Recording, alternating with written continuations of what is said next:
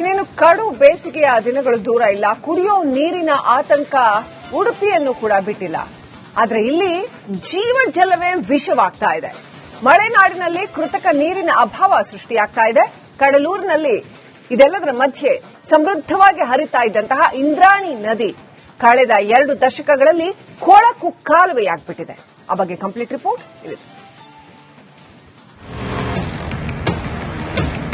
ನಿಟ್ಟೂರಿನ ತ್ಯಾಜ್ಯ ನೀರು ಸಂಸ್ಕರಣಾ ಘಟಕ ಆ ನೀರನ್ನ ಯಾವುದೇ ರೀತಿ ಶುದ್ಧ ಮಾಡದೆ ನೇರವಾಗಿ ಇಂದ್ರಾಣಿಯ ಒಡಲಿಗೆ ಸೇರಿಸೋದ್ರಿಂದ ಬಾವಿಯ ನೀರನ್ನು ಕೂಡ ಕುಡಿಯದಂತ ಪರಿಸ್ಥಿತಿ ಬಂದಿದೆ. ಯಾಕಂದ್ರೆ ನದಿಯಿಂದ ನೇರವಾಗಿ ಬಾವಿಗೆ ನೀರು ಸೇರ್ತದೆ, ಉಪಯೋಗಕ್ಕೆ ಯೋಗ್ಯ ಇಲ್ಲ ಅನ್ನುವಂತ ಪರಿಸ್ಥಿತಿ ನಿರ್ಮಾಣ ಆಗಿರುವಂತದ್ದು. ಕೃಷಿ ಕಾರ್ಯಕ್ಕೆ ಇರ್ಬೋದು, ಕುಡಿಯೋದಕ್ಕೆ ಇರ್ಬೋದು, ಯಾವುದಕ್ಕೂ ಇಲ್ಲಿಯ ನೀರನ್ನ ಉಪಯೋಗಿಸುವಂತ ಪರಿಸ್ಥಿತಿಯಲ್ಲಿ ಪ್ರಮೇಯವನ್ನ ಸೃಷ್ಟಿ ಮಾಡಲಾಗಿದೆ. ಬೇಸಿಗೆ ಮುನ್ನವೇ ಕೃಷ್ಣನಗರಿಗೆ ಜಲಕಂಟಕ, ಗಬ್ಬು ನಾರುತ್ತಿದೆ ನದಿ, ಸ್ಥಳೀಯರು ಪರದಾಟ. ಇಂದ್ರಾಣಿ ಉಳಿಸಿ ರಿಪಬ್ಲಿಕ್ ಕನ್ನಡ ಅಭಿಯಾನ. ಉಡುಪಿಯ ಜೀವ ನದಿಗಳು ಬತ್ತುತ್ತಿವೆ. ಅತಿ ಹೆಚ್ಚು ಮಳೆಯಾಗುವ ಜಿಲ್ಲೆಯಲ್ಲೇ ನೀರಿನ ಅಭಾವ ಸೃಷ್ಟಿಯಾಗಿದೆ. ಒಂದ್ ಕಡೆ ಸಾವಿರಾರು ಕೋಟಿಯ ವಾರಾಹಿ ಕಾಮಗಾರಿ ಸತ್ತೋಗಿದೆ, ಮತ್ತೊಂದ್ ಕಡೆ ಏತ ನೀರಾವರಿ ಯೋಜನೆ ಹಳ್ಳ ಹಿಡಿತಿದೆ. ಅವೆಲ್ಲವೂ ಒಂದ್ ಕಡೆಯಾದ್ರೆ ಉಡುಪಿ ನಗರದ ಜೀವ ನದಿಯಾಗಿದ್ದ ಇಂದ್ರಾಣಿ ನದಿ ಚರಂಡಿ ನೀರಿನ ಕಾಲುವೆಯಾಗಿ ಗಬ್ಬೆದ್ದು ನಾರುತ್ತಿದೆ.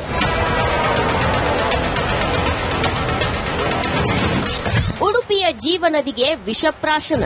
ನಿಟ್ಟೂರಿನ ತ್ಯಾಜ್ಯ ನೀರು ಸಂಸ್ಕರಣಾ ಘಟಕ ಇಂದ್ರಾಣಿಯ ನೀರಿಗೆ ಈ ತ್ಯಾಜ್ಯ ನೀರನ್ನ ಸಂಸ್ಕರಣೆ ಮಾಡಿ ಪರಿಶುದ್ಧಗೊಳಿಸಿ ಬಿಡಬೇಕು ಅನ್ನುವಂತ ಒತ್ತಾಯ ಈ ಭಾಗದ ಗ್ರಾಮಸ್ಥರದ್ದು. ಆದ್ರೆ ಆ ನೀರನ್ನ ಯಾವುದೇ ರೀತಿ ಶುದ್ಧ ಮಾಡದೆ ನೇರವಾಗಿ ಇಂದ್ರಾಣಿಯ ಒಡಲಿಗೆ ಸೇರಿಸೋದ್ರಿಂದ ಇಂದ್ರಾಣಿ ನದಿ ಇವತ್ತು ಗಟಾರವಾಗಿ ಪರಿವರ್ತನೆಗೊಂಡಿರುವಂತದ್ದು ಅನ್ನುವಂತ ಆರೋಪ.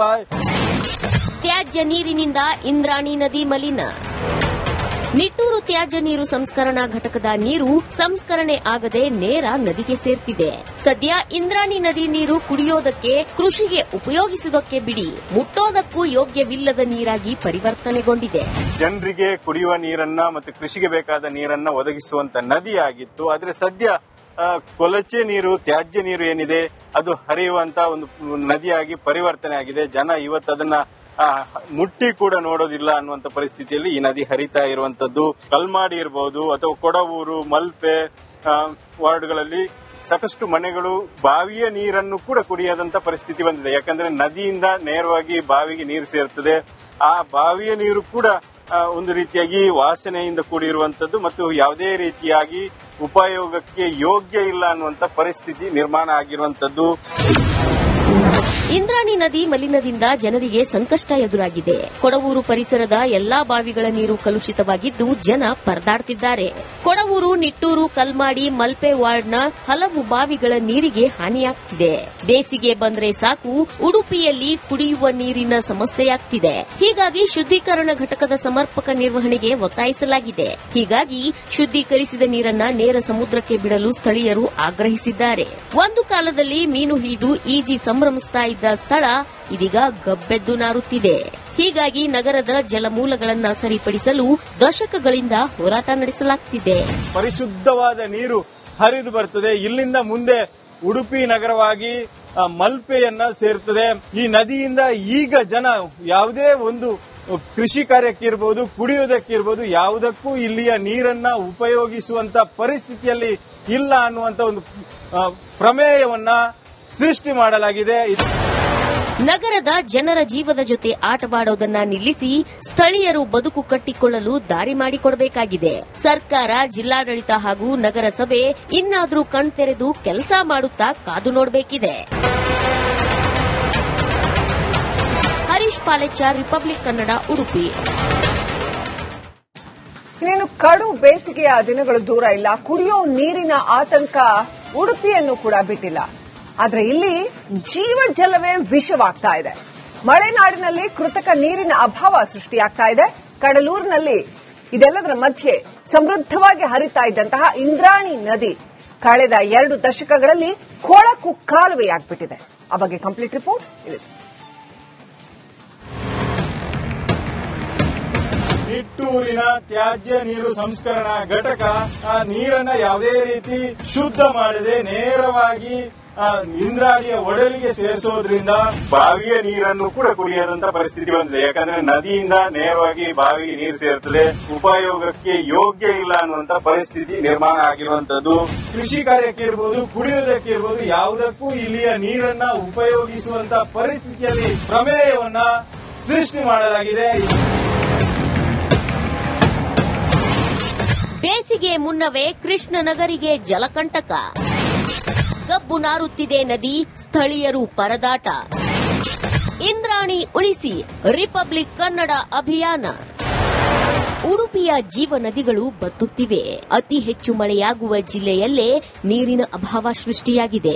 ಒಂದ್ ಕಡೆ ಸಾವಿರಾರು ಕೋಟಿಯ ವಾರಾಹಿ ಕಾಮಗಾರಿ ಸತ್ತೋಗಿದೆ, ಮತ್ತೊಂದ್ ಕಡೆ ಏತ ನೀರಾವರಿ ಯೋಜನೆ ಹಳ್ಳ ಹಿಡಿತಿದೆ. ಅವೆಲ್ಲವೂ ಒಂದ್ ಕಡೆಯಾದ್ರೆ ಉಡುಪಿ ನಗರದ ಜೀವ ನದಿಯಾಗಿದ್ದ ಇಂದ್ರಾಣಿ ನದಿ ಚರಂಡಿ ನೀರಿನ ಕಾಲುವೆಯಾಗಿ ಗಬ್ಬೆದ್ದು ನಾರುತ್ತಿದೆ.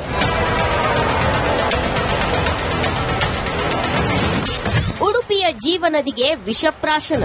ನಿಟ್ಟೂರಿನ ತ್ಯಾಜ್ಯ ನೀರು ಸಂಸ್ಕರಣಾ ಘಟಕ ಇಂದ್ರಾಣಿಯ ನೀರಿಗೆ ಈ ತ್ಯಾಜ್ಯ ನೀರನ್ನ ಸಂಸ್ಕರಣೆ ಮಾಡಿ ಪರಿಶುದ್ಧಗೊಳಿಸಿ ಬಿಡಬೇಕು ಅನ್ನುವಂತ ಒತ್ತಾಯ ಈ ಭಾಗದ ಗ್ರಾಮಸ್ಥರದ್ದು. ಆದ್ರೆ ಆ ನೀರನ್ನ ಯಾವುದೇ ರೀತಿ ಶುದ್ಧ ಮಾಡದೆ ನೇರವಾಗಿ ಇಂದ್ರಾಣಿಯ ಒಡಲಿಗೆ ಸೇರಿಸೋದ್ರಿಂದ ಇಂದ್ರಾಣಿ ನದಿ ಇವತ್ತು ಗಟಾರವಾಗಿ ಪರಿವರ್ತನೆಗೊಂಡಿರುವಂತದ್ದು ಅನ್ನುವಂತ ಆರೋಪ. ತ್ಯಾಜ್ಯ ನೀರಿನಿಂದ ಇಂದ್ರಾಣಿ ನದಿ ಮಲಿನ.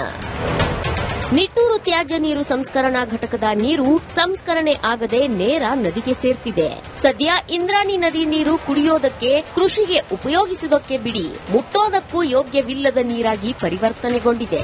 ಜನರಿಗೆ ಕುಡಿಯುವ ನೀರನ್ನ ಮತ್ತು ಕೃಷಿಗೆ ಬೇಕಾದ ನೀರನ್ನ ಒದಗಿಸುವಂತ ನದಿಯಾಗಿತ್ತು. ಆದ್ರೆ ಸದ್ಯ ಕೊಳಚೆ ನೀರು, ತ್ಯಾಜ್ಯ ನೀರು ಏನಿದೆ ಅದು ಹರಿಯುವಂತ ಒಂದು ನದಿಯಾಗಿ ಪರಿವರ್ತನೆ ಆಗಿದೆ. ಜನ ಇವತ್ತು ಅದನ್ನ ಮುಟ್ಟಿ ಕೂಡ ನೋಡೋದಿಲ್ಲ ಅನ್ನುವಂತ ಪರಿಸ್ಥಿತಿಯಲ್ಲಿ ಈ ನದಿ ಹರಿತಾ ಇರುವಂತದ್ದು. ಕಲ್ಮಾಡಿ ಇರಬಹುದು ಅಥವಾ ಕೊಡವೂರು, ಮಲ್ಪೆ ವಾರ್ಡ್ಗಳಲ್ಲಿ ಸಾಕಷ್ಟು ಮನೆಗಳು ಬಾವಿಯ ನೀರನ್ನು ಕೂಡ ಕುಡಿಯದಂತ ಪರಿಸ್ಥಿತಿ ಬಂದಿದೆ. ಯಾಕಂದ್ರೆ ನದಿಯಿಂದ ನೇರವಾಗಿ ಬಾವಿಗೆ ನೀರು ಸೇರುತ್ತದೆ.